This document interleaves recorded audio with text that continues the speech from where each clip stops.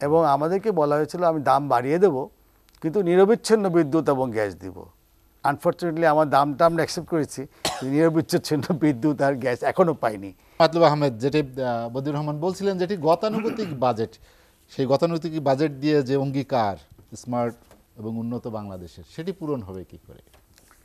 Well, আপনাকে বুঝতে হবে যে দেশ কোথায় আছে। আজকে ম্যাক্রো ইকোনমিক যে সমস্যাগুলো আছে, ডলার ক্রাইসিস, তারপরে বাইরের যে যুদ্ধ চলছে, তাদের যে ব্যাপার, কোভিডের পরে যে একটা বিরাট আঘাত আসলো, সেগুলোর সব হিস্ট্রি নিয়ে আবার ইলেকশনের পরে নতুন গভর্নমেন্টের প্রথম বাজেট, সব মিলিয়ে ঝুলিয়ে কিন্তু একটা খুব কঠিন সময়ে বাজেটটা হচ্ছে, যে জনগণের মুখে হাসি রাখতে হবে, ব্যবসায়ী শিল্পপতিদেরকে বাঁচিয়ে রাখতে হবে, আবার আয়ও করতে হবে।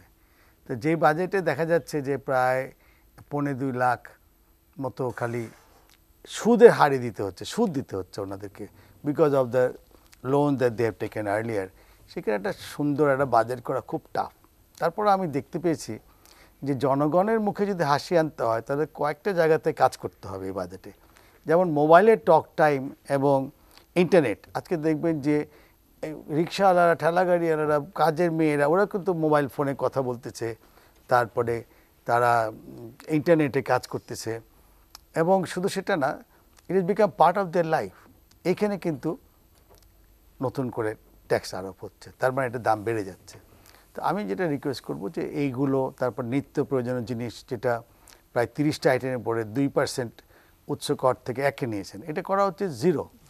আর বিশেষ করে এই বছরে দরকার লাগলে এই নিত্য প্রয়োজনীয় জিনিসের উপর সাবসিডি শুরু করতে হবে। যদিও এই বাজেট সাবসিডি বিমুখ হচ্ছে, তারপরেও যেহেতু প্রান্তিক লেভেলে মানুষরা কষ্টে আছে, এটা সরকার ভালো করেই জানেন।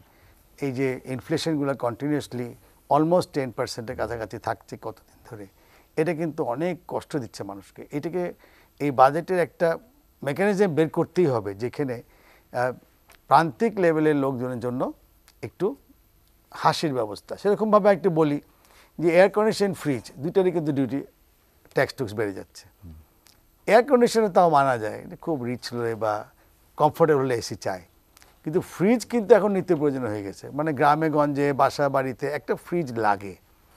এইটার উপর দিলে কিন্তু এটা আবার জনগণ যেটা চাচ্ছে তাদের কিন্তু চাহিদার বিমুখ হয়ে যাবে। তো আমি মনে করি যে এবারের বাজেটে সরকার, আমি জানি যে অনেক জায়গা থেকে ট্যাক্স নিতে হবে, এবং ট্যাক্স দিবে কারা, আমরা যারা ব্যবসা বাণিজ্য শিল্প করি আমরা তো দিব, আমাদের কাছ থেকে নিতে হবে, কিন্তু এমনভাবে নিতে হবে যাতে আমরা আমাদের শিল্প এবং ব্যবসা চালু রাখতে পারি, আমরা বেঁচে থাকতে পারি, এবং এমনভাবে জিনিসটা ফিনিশ করতে হবে যাতে আপামর জনসাধারণ ওর মুখে কিছুটা হাসি থাকে।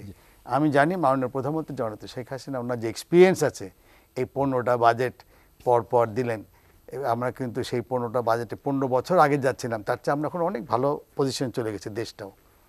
এটাকে ধরে রাখতে হবে, এবং উনি মেকানিজম বের করবেন। এই যে নেগোসিয়েশন টাইম এখন চলবে এই মাসটা, সেখানে আমরা যেসব জায়গাতে সাহায্য চাই জনগণের জন্য, সেই সাহায্যগুলো ওনারা দিতে আহমেদ, পারবেন। আপনি যেটি বললেন যে ভর্তুকি তুলে নেওয়া হচ্ছে বা ভর্তুকির দিকে খুব একটু উৎসাহিত হচ্ছে না সরকার এই বাজেটের প্রস্তাবনায়, সেখানে কি আসলে IMF এর শর্তকে অনুসরণ করা হচ্ছে কিনা, বা সেটি অনুসরণ করলে আমাদের মূল্যস্ফীতি বা সাধারণ মানুষের উপর বাড়তি চাপ আসবে কিনা? ওয়েল, ভর্তুকি উঠাতে হবে এই কারণে, IMF তো আছে, IMF তো আর আমাদের সরকার চালায় না, সরকার সরকারকে চালায়। IMF সাজেশন দেয়, তুমি এটা করলে আমি তোমাকে ওইটা করব।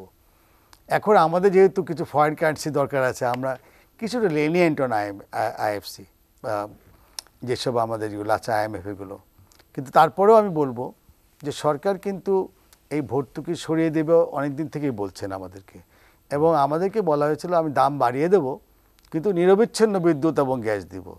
আনফর্চুনেটলি আমার দামটা আমরা অ্যাকসেপ্ট করেছি, নিরবিচ্ছিন্ন বিদ্যুৎ আর গ্যাস এখনও পাইনি, বাট দে আর ট্রাইং। আমি এটা একবারে বলবো। তো আমি এটা বলবো যে সরকারের সদিচ্ছার কোনো অভাব নেই। আমরা যারা ব্যবসা বাণিজ্য শিল্প করি, আমরাও কিন্তু সরকারকে সাহায্য করার জন্য সবসময় এগিয়ে আসছি। এবারের বাজেটে আমাদের সবাইকে স্যাক্রিফাইস করতে হবে, বিশেষ করে সরকারকে নিজেকেই। কারণ বাজেটে যদি আপনি দেখেন যে সরকার নিজেকে চালানোর জন্য হিউজ অ্যামাউন্ট অফ এক্সপেন্সেস করছেন, এবং একটা কিংবা একটা স্মল অফিসারদের জন্য বড় বড় পাজেরো গাড়ি দিচ্ছেন, এবং বেতন টেতন 2বার 3বার 4বার বাড়ানো হচ্ছে। সরকারের কৃচ্ছতা করতে হবে। আমরা তো কৃচ্ছতা ফোর্সফুলি হচ্ছি। ইনফ্লেশন হলে তো আমাদের খরচ কমাতে হচ্ছেই, ট্যাক্স বাড়লে আমাদের তো কৃচ্ছতা আসছেই, কিন্তু সরকারের কৃচ্ছতা কোনো নমুনা আমরা দেখতে পাচ্ছি না। এইখানে আমার কাছে মনে হয় যে কৃচ্ছতা সরকারের কিছুটা করা উচিত।